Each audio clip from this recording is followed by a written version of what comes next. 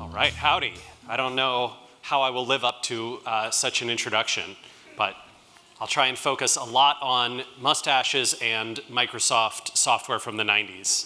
That should make up for it. Actually, we have a tremendous amount to get through, and so I'm gonna kick us off. You will be able to find these slides online at bit.ly/keepup2017.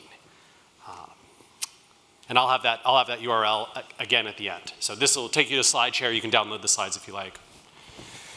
So where I want to begin is with some of the big changes that Google has had over the last couple of years. And some of those may be affecting you directly, some less directly. All are worth paying attention to if you care about getting traffic from Google. And I'm going to show you some scary stats about just how much of the web's traffic Google truly does control.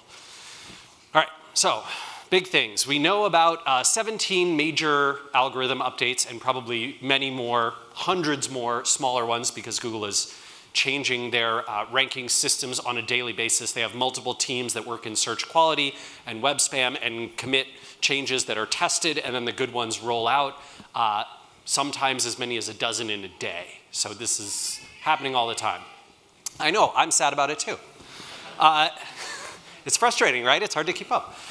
Google's also been moving to machine learning first, for those of you who might care deeply about the inner workings of Google's team and machinations and some of the politics there, and why their former Google search chief, Amit Singhal, was sort of nudged out. I can't quite figure it out, but a big portion of that is around machine learning first. So there was an old guard at Google that believed that machine learning was not the way to go for the search ranking system because then they couldn't understand why something was ranking and diagnose that.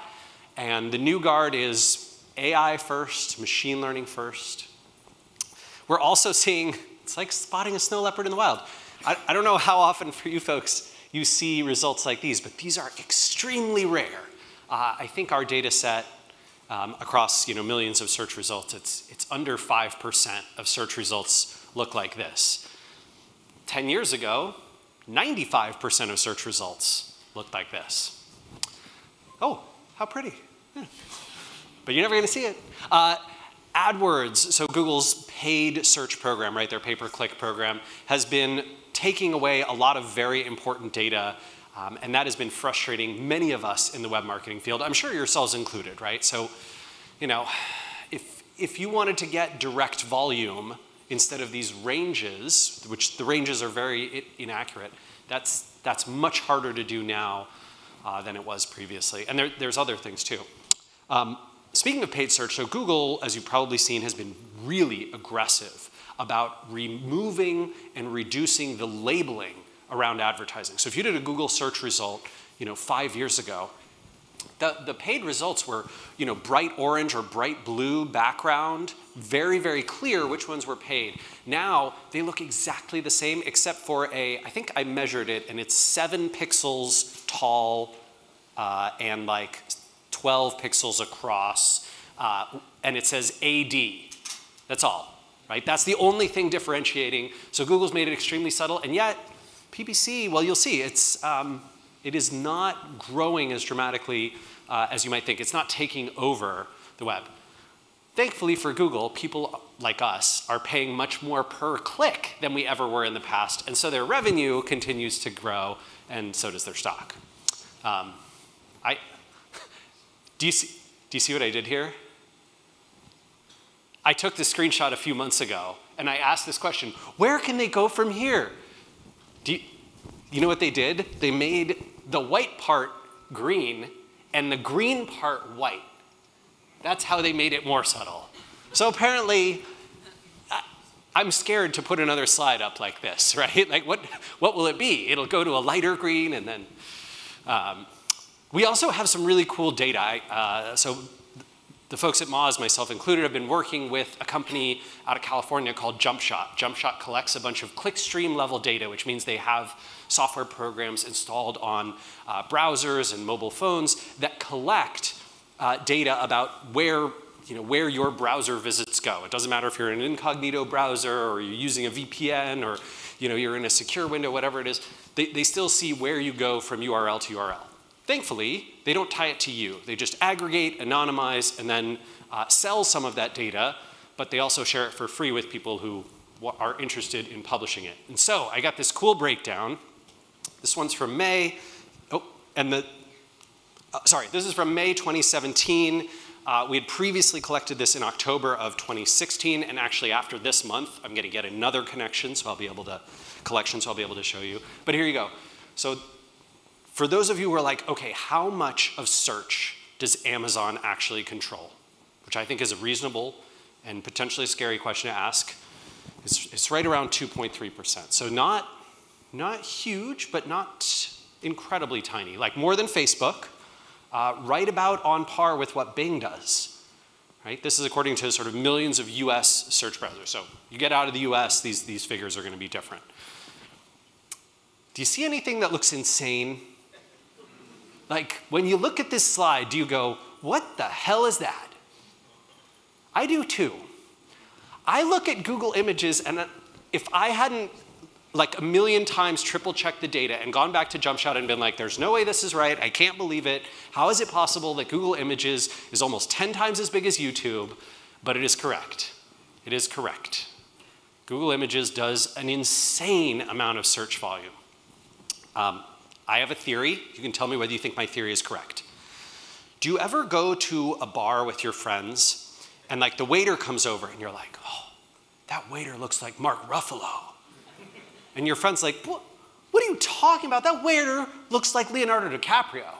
And you stare back at your friend and then you Google image search for the next 40 minutes, right?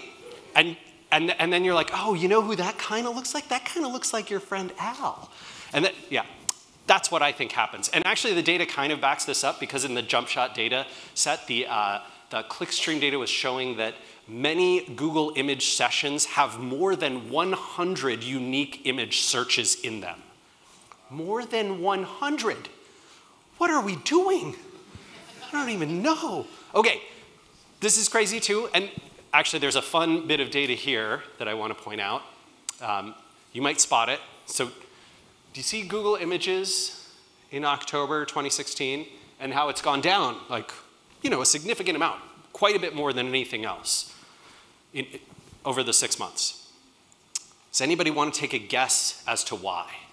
Why did Google Images go down so substantially? Yes? Because they put images at the top of the search results. Good guess, not quite it. I'll give you a clue though. This October, I fully expect it to be back up at that number. Election? Well, this year, I don't know if the election's quite as exciting, sadly. Halloween, yes, yes, very well done. The best beard in the room wins it. Sorry for outing you. Yes, when we looked at the delta between the image searches that were happening, you know, last October and then in May, a huge number of them were related to Halloween costumes. Americans, turns out, obsessed with this holiday, which, as it should be, I think it's probably the best holiday there is. This one compensated for a rise in local results. I'm keeping an eye on these two on Amazon and Facebook, because if we continue to see them rise, I think that will prove to be a trend. For those who might tell you, Google, SEO, that stuff's kind of dead, right? Social's taking over, mobile's taking over. Well, actually, 2017 is about 10 to 15% higher than 2016 is. So search, not really going much of anywhere. I figured I'd show some click-through rate data that is bifurcated by mobile and desktop, because this is pretty fascinating, at least to me. So mobile click-through rate, this is across averages, right? So there are many results that have no paid searches, and so the click-through rate is 0, and there are many results that have, you know, 4 paid boxes up at the top before you, and you have to scroll way far down before you ever get to the organic ones. But on average, 2% of all clicks on mobile go to paid, 41% go to organic results. The rest don't click. No click. Google is either answering that query for us, or we give up, or we change our query, or the light turned green, and so now we have to stop paying attention to our phone, which is Don't do that. Desktop, not too dissimilar, about 50% higher on paid, so 2.8%, 62% on organic, and 35% don't click. As a result of these two numbers, I know that Google says we have more search volume on mobile than on desktop, but I suspect there's actually still more clicks coming from desktop than there are from mobile. Until mobile is like, you know, a couple times bigger than desktop overall, this is just how it's going to be. Oh, a slight warning to the wonderful woman who is drawing. I just want to mention I have 138 slides, so just a fair warning. I'm really sorry about that. Challenge accepted. That's delightful. Okay. So lots and lots of big change happening in Google, but for us, right, especially those of us who are focused on e-commerce SEO, what does that mean? I think I've been spending the year trying to identify like the big things that marketers and SEOs and web builders need to pay attention to in our own marketing efforts, right? Like our tactics and strategies, and what we have to do differently. And so these are kind of the big five, and I'll walk you through some of them in a lot of depth and a few of them in less depth. First one, despite some of the data I did show you about Google's dominance and what I'm about to show you, I think diversification is critically important. A reliance on any source, even one as big and powerful as Google, well, maybe even especially as big and powerful as one as Google, is dangerous. I think it's bad to have all our eggs in one basket. And I think Google does too. So we have been seeing some interesting trends around websites that have been doing very well in Google and those that have been doing poorly in Google or been penalized or banned or just dropped in the rankings significantly. And there is a correlation. And I don't want to say it's causal, but I think it's connected.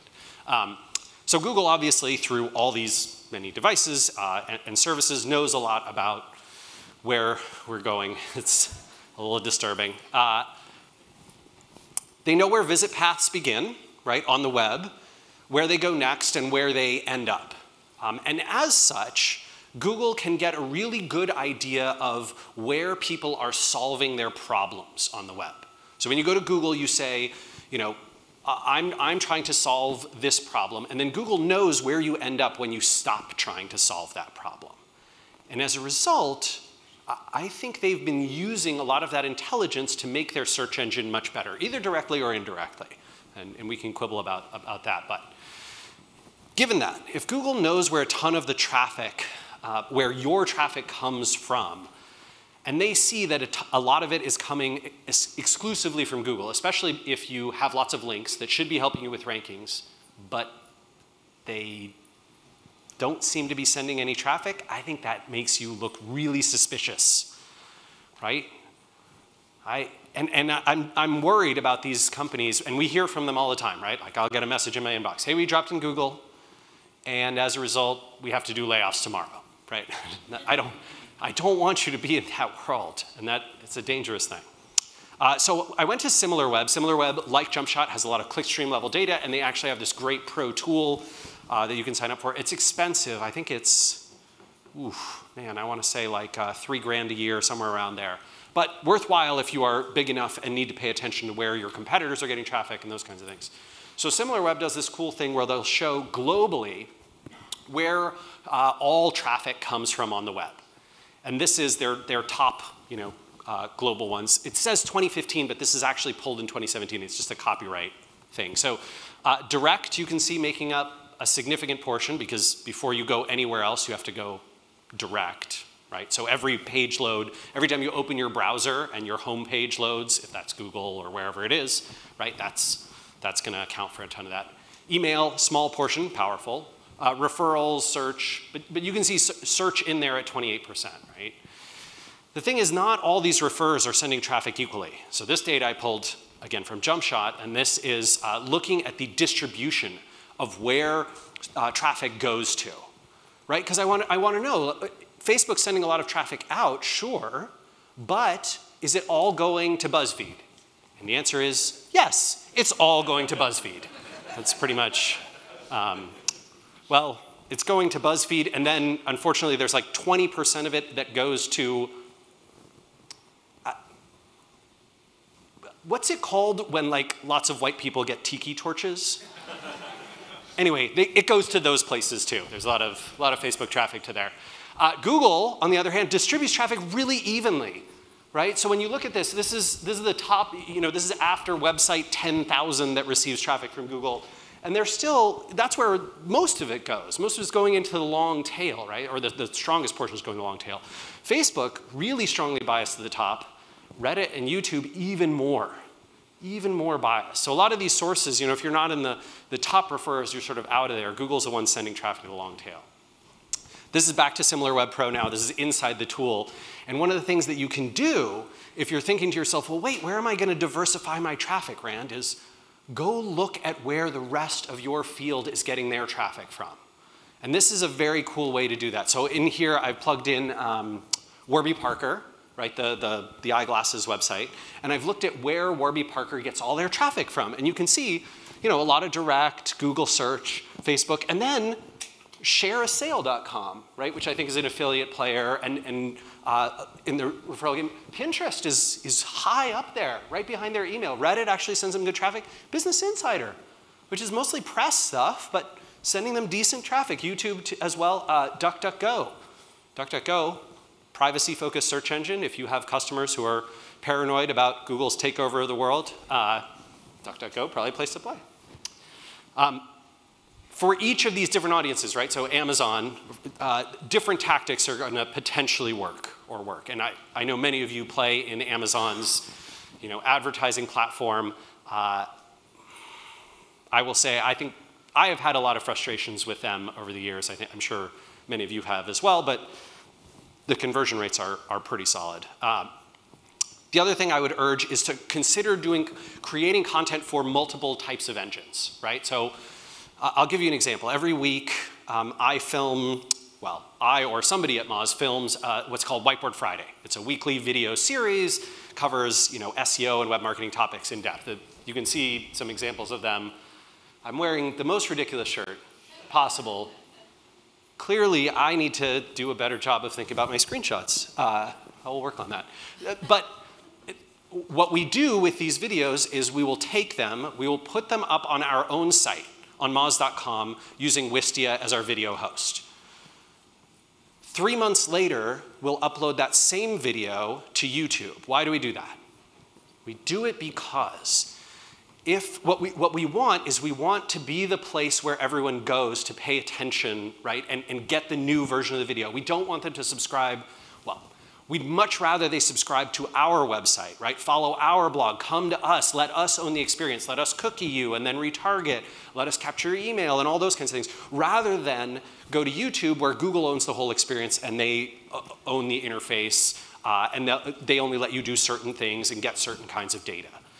So for us, this tactic is really powerful. We basically use our own site as the central hub, but YouTube as an additional distribution source, so that if someone performs that search for infographics or visual assets or whatever it is, 3 months later, they can still find us on YouTube.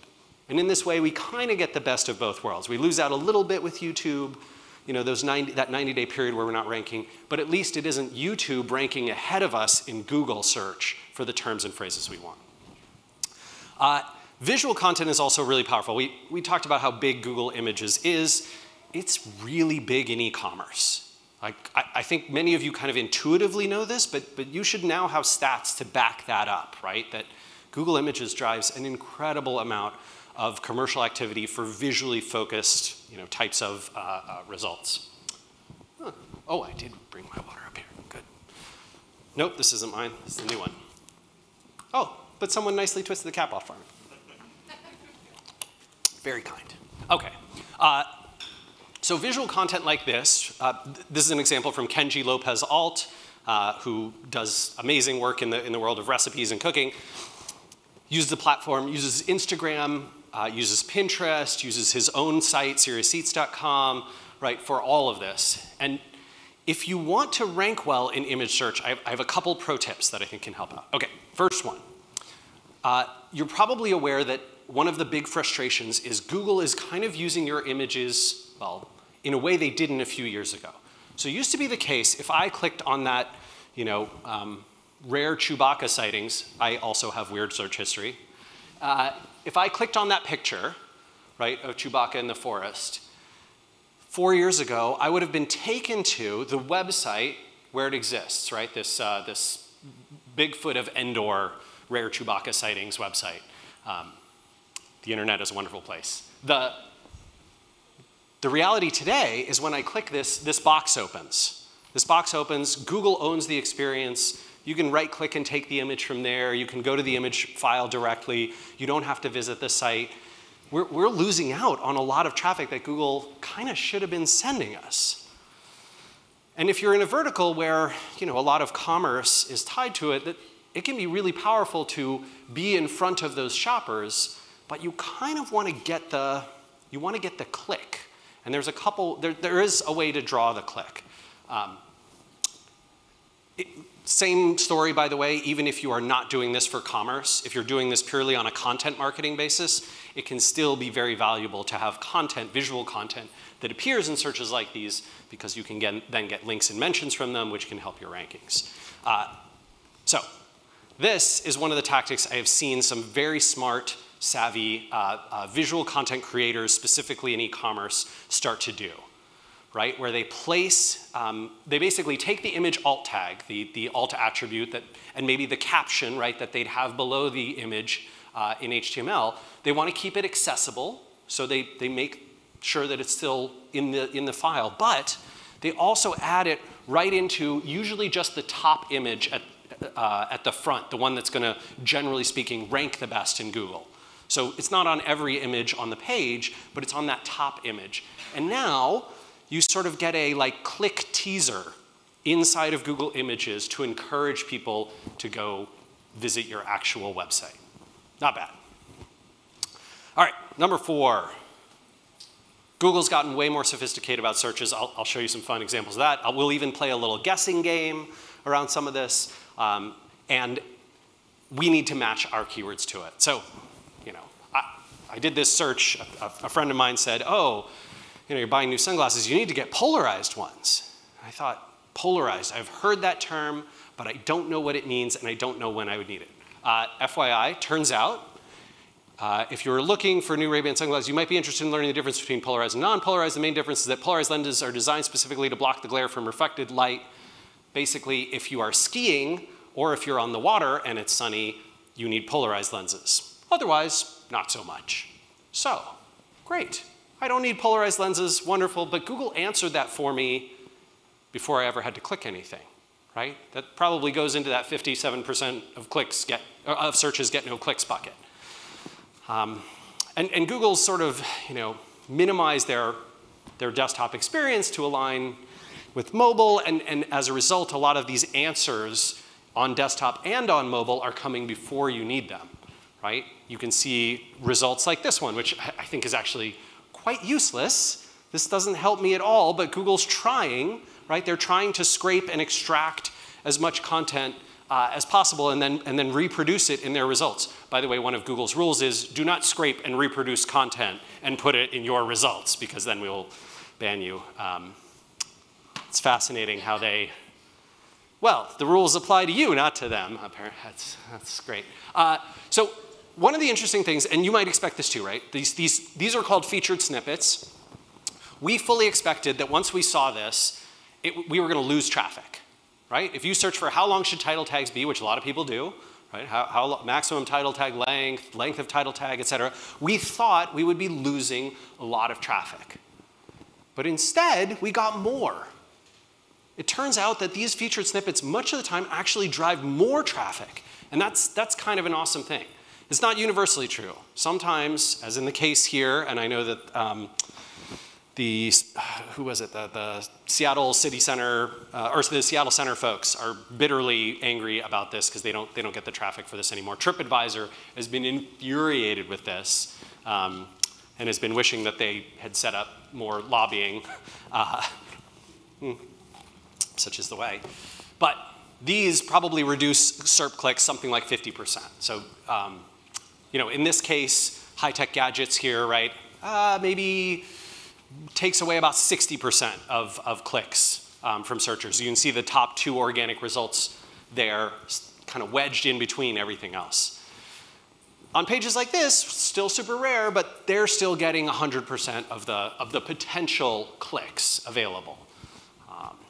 And if you're going to do SEO, right, if you're going to do keyword targeting, keyword matching, and content creation, you have to be thinking about this. You can't be just looking at volume and saying, oh, this keyword gets lots of volume. Yeah, but if it looks like that, it is not going to drive nearly as many clicks as if it looks like this. And there needs to be, well, I think savvy SEOs have started to take that under advisement and are well aware of this. You can do this yourself, and now there's a bunch of tools that are doing this for you. So this one's Moz's, but I don't want to be purely self-promotional. The keyword tools from Ahrefs and SEMrush, SEMrush, also have metrics like this, click-through opportunity, to help you prioritize. It's also possible in many of these cases that you can actually use SEO to get into those things that are drawing the other kinds of clicks, and you don't have to be ranking in position 1 to do this. So yes, it is true that much of the time this will come from the first, the featured snippet will come from the first result.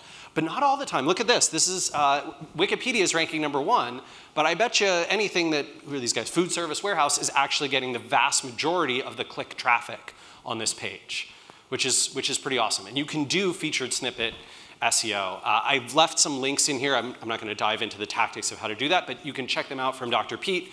He's written a couple of great pieces on, sort of tactically how to become the featured snippet answer and how you need to format your text and content and keywords and all those kinds of things to do it. So, classic source of volume data is Google AdWords, and oh my God, is it problematic. There's a lot of weirdness in there. These numbers, when you do get the actual numbers, what they do, they technically represent a range. So it is not the case that, that gets champagne flutes gets 12,100 and champagne glasses gets 14,800. We did a bunch of data science work to try and understand what those ranges actually are through testing and validation and bidding on terms and seeing the impression counts. And you can read about that in Keyword Planner's Dirty Secrets from Russ Jones. Basically, there's a few buckets that everything fits into. What we have found, though, nicely, is Google Trends, which is totally free and anyone can use, has better data, more accurate data, generally more accurate data, and tells a little bit of a different story. Only caveat is I wouldn't use the most recent 10 to 30 days. I'd try and use a wider range of time because it can fluctuate quite a bit.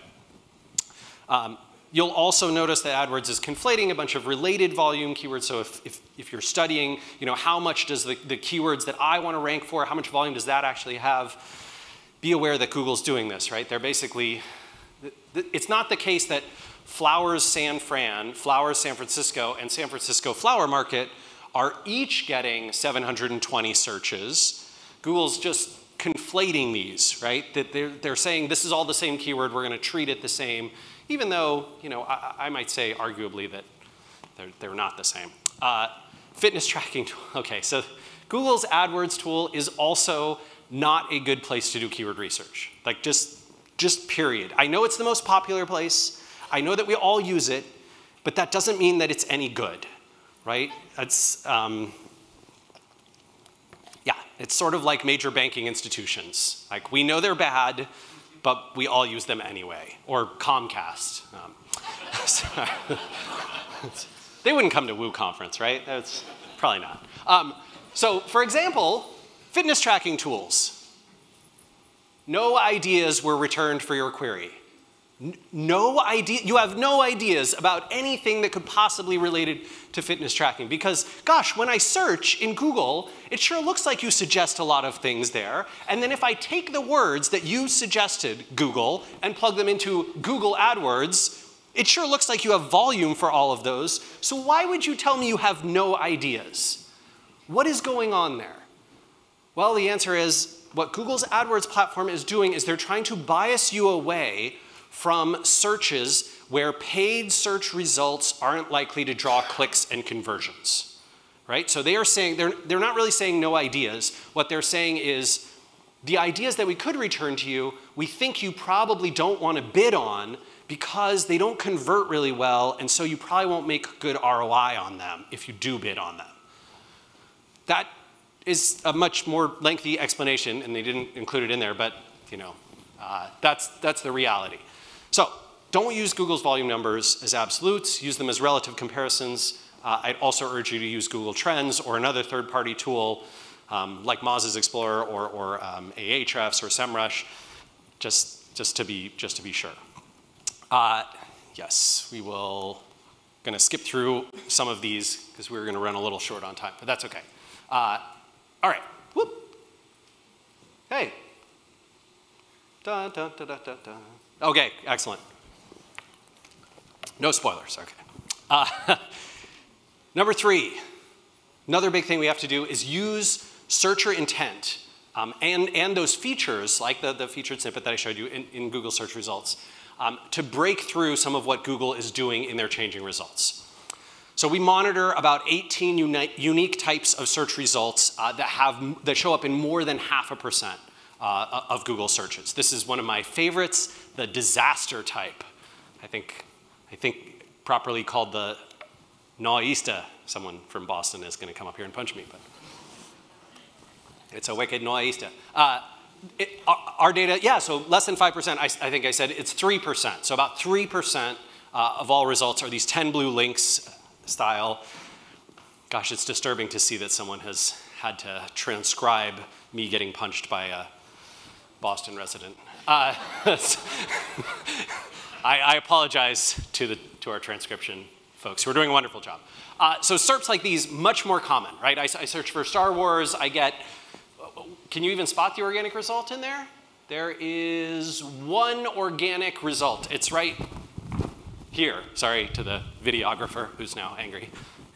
He ran away.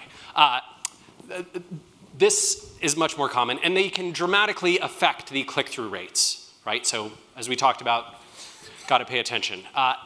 One of the things that's really frustrated me is that Google has made it very hard for other players who are not certain ones to appear in these results. So video.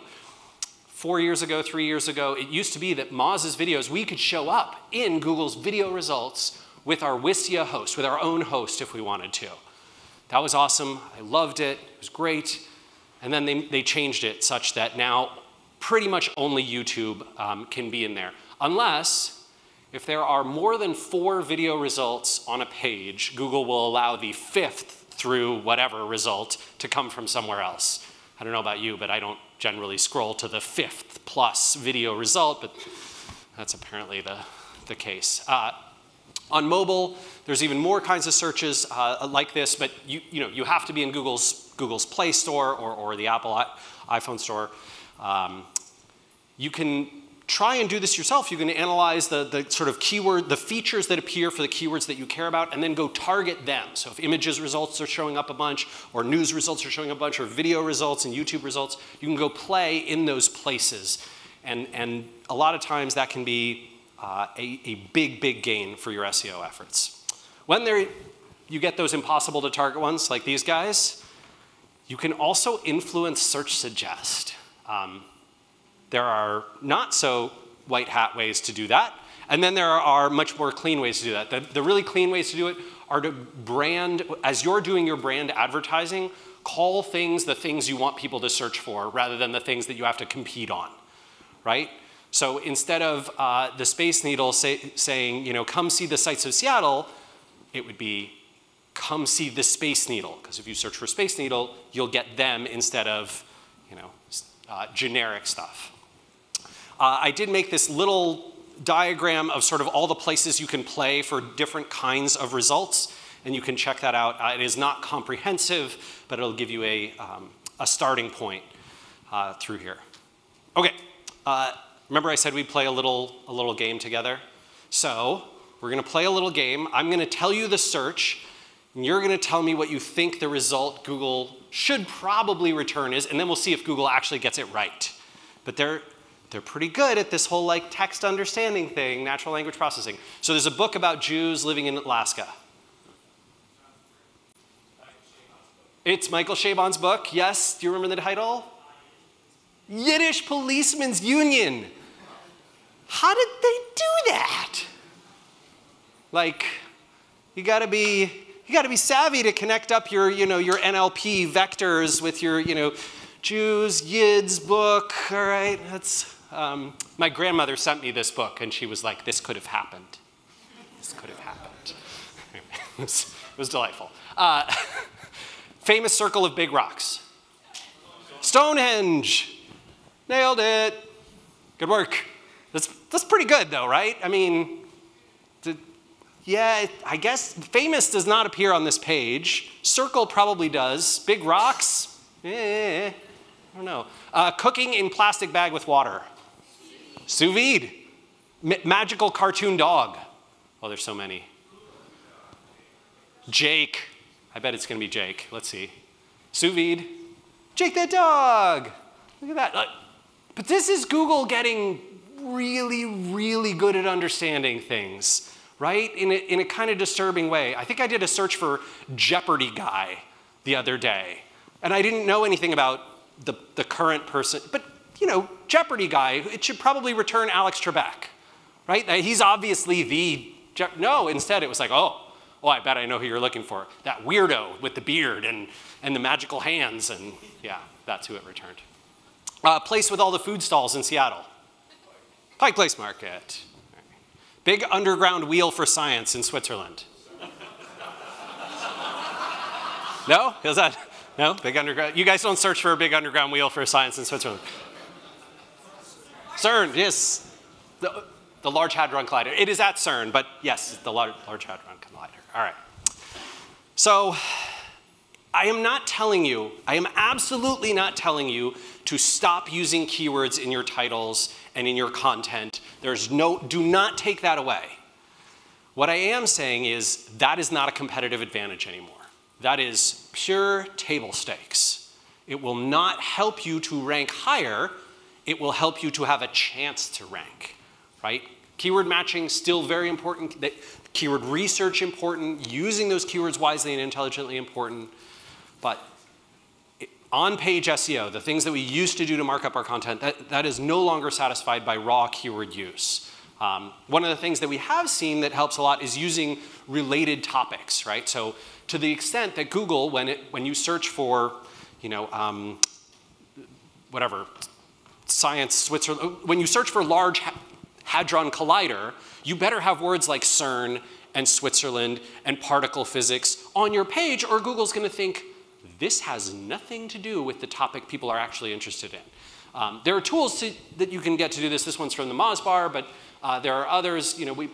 I basically did a search for growth hackers, and then, oh yeah, I better include things like startups and marketing and Airbnb and Quora, and right, because that's what Google probably associates with that term because so many of those keywords are in there.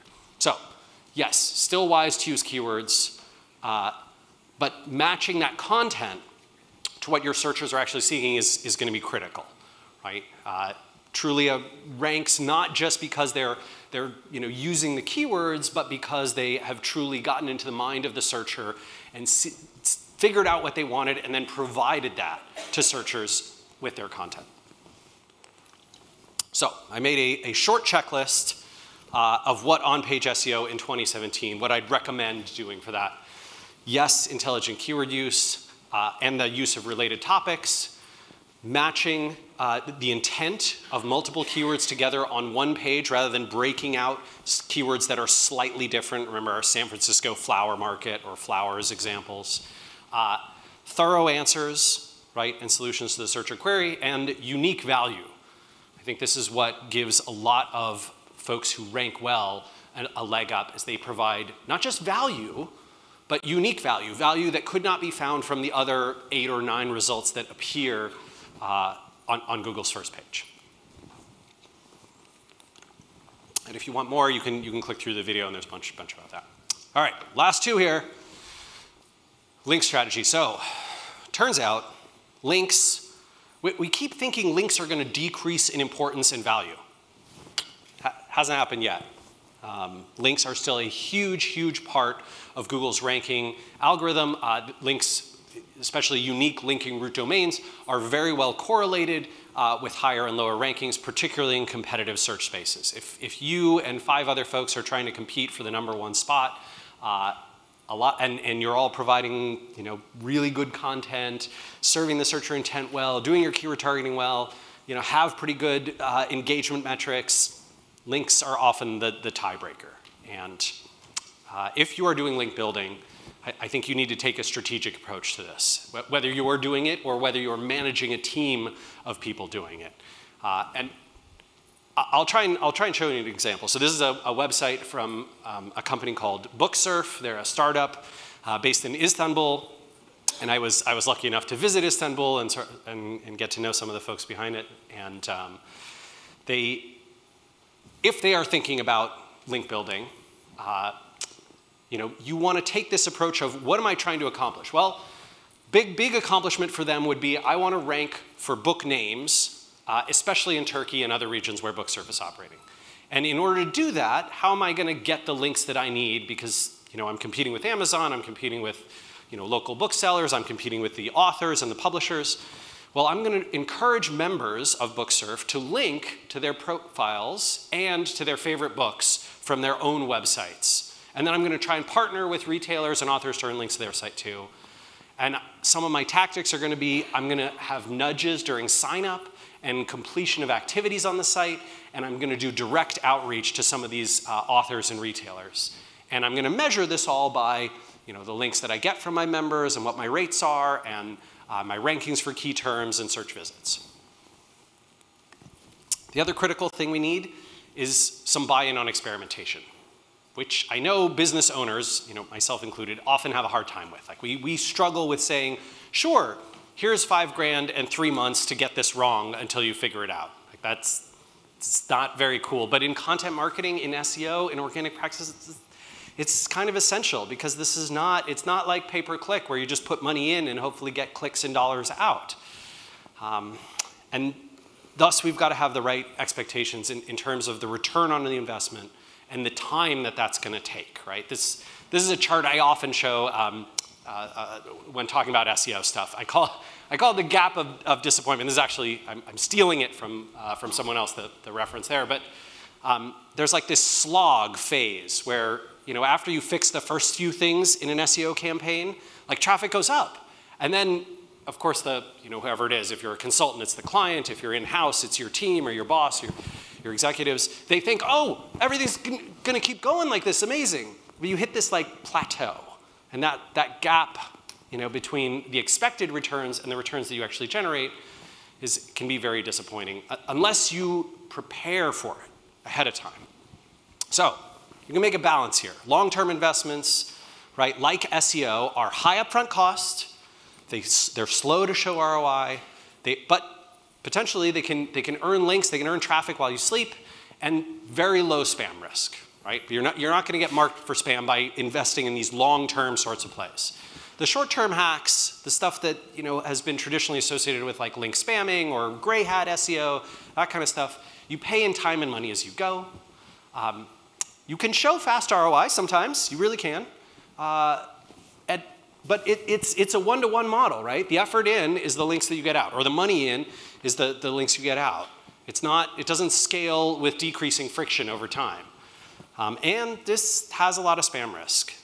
It really does. And that means you can get penalized, you can get banned, or the links might not help you at all and all your work is wasted. Or 6 months from now, your rankings will drop because Google's web spam algorithms figured out what you were doing. My approach has always been like that flywheel one. I really like the invest long term. I'll show you what ours looks like, just to give you a sense. So, we do some keyword research, we have some industry intuition. I'll probably have a bunch of conversations, right, with some of you after the session here today, and I'll take that back and produce some content, right, publish content around SEO, and then I'll push that to, as it gets published, out to our email, our RSS subscribers, and on our social channels, right, Twitter and Facebook and LinkedIn and all that, and then we'll earn some links and amplification from that, and we'll grow our social, our email, our word-of-mouth channels, right? Because if it gets amplified beyond us, more people will see it and learn about it, and they'll start to follow us, right? And now we grow our domain authority from a sort of links and SEO perspective, And we also earn search and referral traffic, and we've grown our social channels, right? So next time we amplify, we're reaching a bigger, broader audience. And now we can rank for more and more competitive keywords. And this starts over and over again, right? So this is sort of this is one way to do a flywheel. This is sort of a content flywheel, which Moz uses very heavily. Now, let's go back 10 years ago, right? 11 years ago, 2006. I mean, I remember when I would get a link. If I published a blog post and I got one link from a blogger in the SEO world, I was like, oh yeah, baby, he's on his way. I love it. I'd walk home. I'd just be like thrilled. I'd come home she was my girlfriend then, now my wife, Geraldine. I'd be like, honey, I got a link from SEO-theory.net. You know, and Geraldine would be like, you seem real excited about that. That sounds great. Way to go, honey. But, you know, in 2017, pretty much every time, what is my link building process? I hit the publish button, right? And links just come in because we have a big audience of lots of people who care about this stuff, and we get lots of coverage. So it's sort of cheating, right? Like it feels like cheating compared to years ago, but it took a long time to build that up. We're a business that's built on content, right? This is Moz's traffic across 5 years or so before some of our Google Analytics tags fell off. But do you guys remember Dollar Shave Club? Yeah. So they were a business that was built on press. They didn't produce content. They produced, I think, 3 commercials, 2 of which were very viral, and that was essentially how they got all their traffic and branding and awareness, or close to it, right? Dribbble. Dribbble is a community of designers basically built on a user-generated content and community flywheel. They don't rely on creating content, they rely on their community to essentially create stuff and promote their own pages, right? And every flywheel like this, whatever one you're operating or will operate, finds these points of friction, right? Like an area where it's just not going well, the flywheel won't turn. And that is when I think a term that the startup marketing world has become obsessed with, the growth hack. The growth hack, which I generally don't actually love because there's a lot of short-term stuff, but the growth hack is really handy for this. It can accelerate a flywheel. It's not necessarily evil or without value, right? This can be really useful stuff if it's applied to a sound strategy and a flywheel. The objective, though, is to like find the point in the flywheel that has friction, right? And when you do that, you can apply these hacks. So I'm going to share 3 of my favorite, like most tactical ones, hoping that some of you in the room are obsessed with link building like I am. Number 1 is republishing. So this is essentially where you take a piece of existing content that you have, right? And you recreate part of it or the whole thing, and in exchange, you create additional traffic or rankings or reach or domination for yourself, your brand. Medium is a great way to do this, right? So every time I publish on my own personal blog, I also publish on Medium. But I do that. Do you see this post originally appeared on Rand's blog? What does that do? It tells Google to rank the one I link to from Medium, so that way I can reach my 45,000 or however many followers I have, is that how many? Yeah, on Medium with the content, but even if people link to this one, the equity will pass over to my own site. You can actually use rel canonical, cross-domain rel canonical with Medium now to get even more value from this. Quora, Inc., LinkedIn, Fortune, Forbes, Fox, many of them accept republished content. A few of them, like Fortune and Forbes and Inc., recently had their link equity devalued by Google. So if you're a guest contributor there, the links that you get from those places probably aren't counting very much, if at all. But the audience that you build there, still potentially valuable. A bunch more tips in the webinar there that I linked to. Second tip there, guest contributions. So not hyper dissimilar, but I'm not just talking about guest posting. Guest posting, very popular, but contributions of all kinds I think is smart. This is some great advice that I read. This LitHub piece, actually, I loved it to death. It was the why you should aim for rejection. And this is a hard thing to do for writers. I know that it is, but impressive. If you want to find good places to be guest contributors, language that you use in these types of searches, right? So for example, let's say I want to write about pasta. become a contributor in quotes can help. These ones are usually sketchy. Like these will bring back sketchy results. Submit post, guest blog, guest post. These ones, share your story, write for, guest author, often much better. The language that you use to search for the places where you can contribute, big sort of way to boost the value. Third one, local links. So most of you have businesses that operate primarily on the internet, but you also exist somewhere physically in the world, right? Like your LLC or your S Corp or your C Corp, if you're a C Corp, is registered in somewhere. And geography can be a big link opportunity. So let's say I'll use an example, Ace Spirits. They sell a delightful selection of scotches and all sorts of other things. And they're based outside of Minneapolis, I think in, somewhere in rural Minnesota. So you would basically, this is Google Maps, right? And I've gone and I've typed in a search term for like what the business does, liquor, Minnesota. And I find some popular businesses in my region, or in their region. And I want to skip chains because Ace is independent, right? They're a single store. And so I want to look for single stores like them. So in this case, Surdix and Surdix? Surdix, thank you. And Zips, they have the most reviews, so that's going to be helpful for me. Now, I'm going to search for them. Do you see what I did? Zippy's, Surdix, Minnesota. Anybody who's mentioned the two of them should be mentioning me too, right? And if they get a mention there, they probably get a link. Boom, link opportunities galore. And you can repeat that with lots and lots of combinations of local businesses. And they're very easy to get links because all you have to have usually is just the geography. A lot of other times, when you need a link, you got to jump through a bunch of other hoops. This time, not so much. Oh, yes, public service announcement.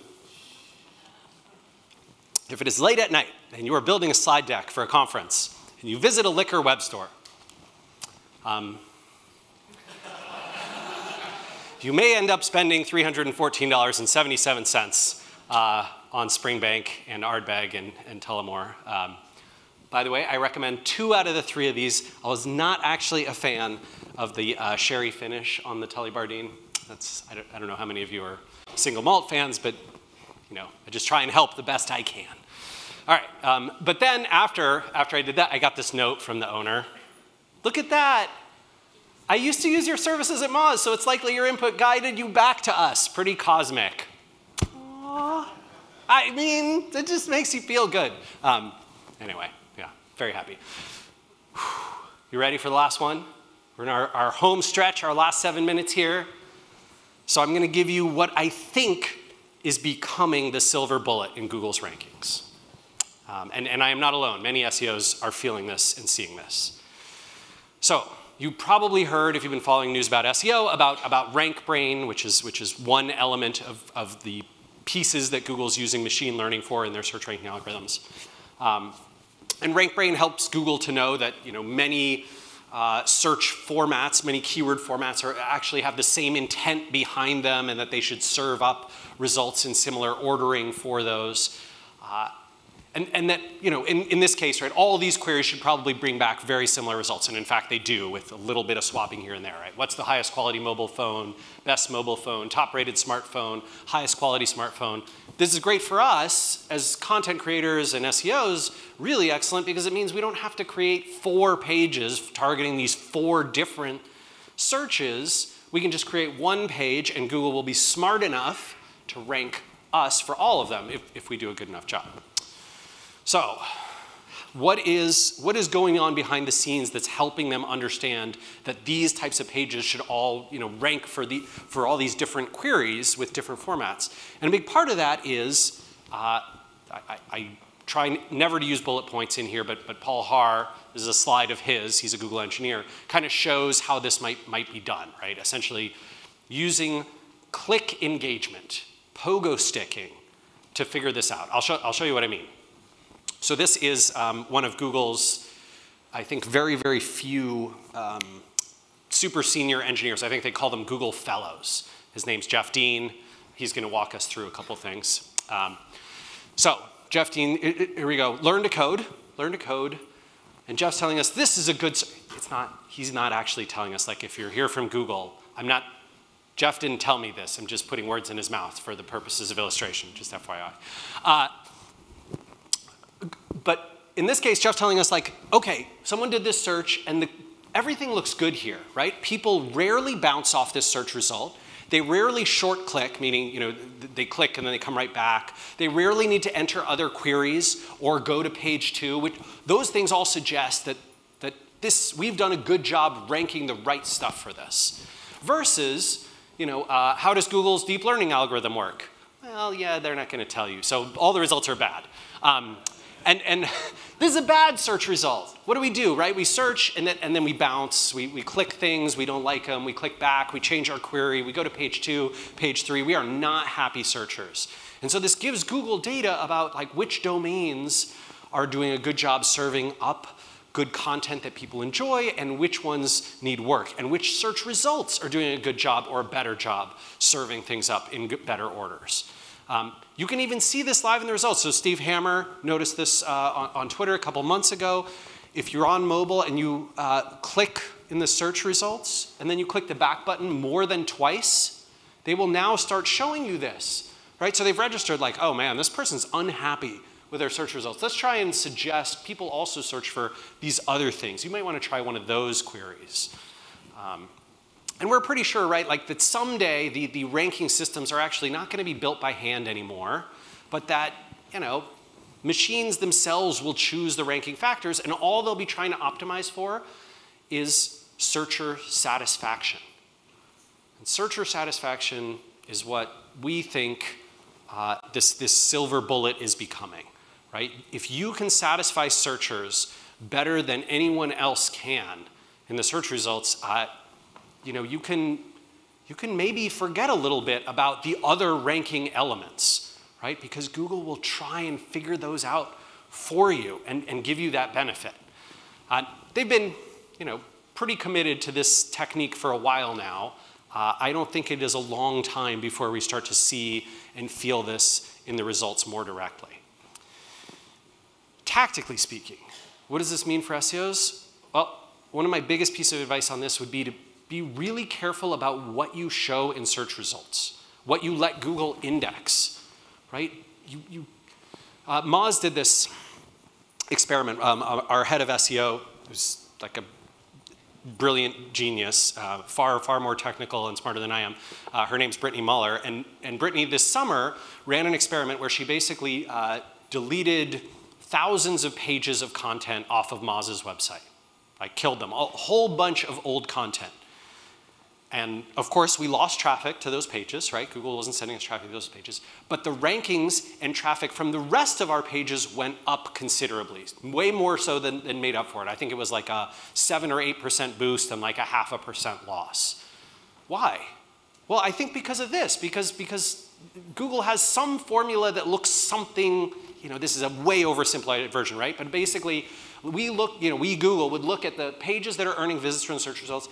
We look at the time on site and the bounce rate and the pages per visit, the metrics that suggest searcher satisfaction in some cases, right? Short time on site might be very satisfied. Long time on site suggests frustration, but you get the idea. And that gives you this sense of the engagement and the degree to which this domain does a good job solving searchers' problems. So when I pull up my Google Analytics, right, and I look through here and I see crappy session durations based on landing pages that Google sent traffic to, I'm going to go dig in. Maybe I should kill those pages. Maybe I need to fix them. Maybe I need to replace them. Maybe I need to redirect them, right? If I can beat my competitors' average positional click-through rate, I don't need to beat them at rankings. Google will do it for me. Think about this. If someone's ranking in position 1, but a lot of people are unhappy with that result, right? They click it, they click the back button and they scroll down and they choose you instead, you will probably over time outrank them. Even if you don't get a lot more links, even if your keyword targeting doesn't improve, even if you don't do anything else, because you are better solving the query and Google can see that data.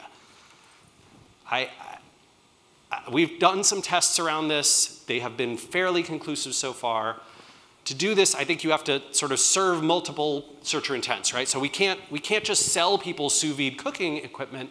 We have to serve them with what they want. We have to compete by being a better result, by satisfying searchers better. And this is proof in the pudding, right? There are a lot of pages that rank on page 2, page 3, page 4 that are commercial in focus, that sell sous vide cooking equipment, and they have way more links and better anchor text and better keyword targeting, and they don't rank. They don't rank because they don't solve the searcher's problem, because that's not what people are looking for. I'm going to suggest we have to make UX a big cornerstone here, and that means authoritative, comprehensive content. That means fast as it can possibly be, whether that's AMP or hand-tuned. Delivering a great experience on every device, compelling visitors to engage, to come back, to share, and avoiding things that dissuade them. Those pop-up overlays that convert, at like 0.25%, well, if they bring your rankings down, it might not be worth it. Just saying. If you'd like to dig in more on this searcher engagement stuff, I've got a link there for you. And I think, despite all this massive change, despite Google moving a mile a minute, we can keep up. The best of us are going to be the ones who do and who keep ranking. I'm excited about that. Thank you very much.